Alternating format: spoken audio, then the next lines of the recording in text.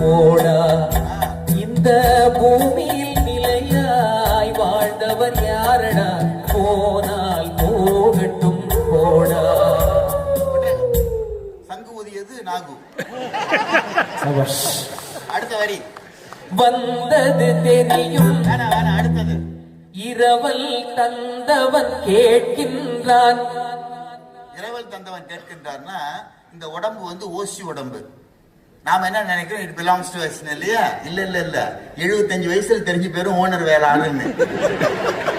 ஏன்னா நீங்க சொன்னது எதுவுமே அந்த உடம்பு கேட்காது. இரவல் தந்தான், ஓசியில கொடுத்தான், இத்தனை வருஷம் கொடுக்குறேன், லீஸ் இல்ல, டெனன்சி அக்ரிமெண்ட்ல ஒண்ணுமே இல்ல. அது எந்த அக்ரிமெண்ட் இல்லாம ஃப்ரீயா கொடுக்குறான். சட்டப்படி பாத்தீங்கன்னா எதுவுமே இல்லை. என்ன கேட்டா we are squatting on someone's land basically. நீங்க தான் அந்த எக்ஸ்பர்ட் ஆச்சா. அப்போ உட்கார்ந்துகிட்டு இருக்கிறோம். அப்ப என்ன ஆகுது, இரவல் தந்தவன் கேட்கறான், முடிஞ்சு போச்சு, குடு திருப்பியா கிட்ட. இரவல் தந்தவன் கேட்கின்றான், அதை இல்லை என்றால் அவன் விடுவானா?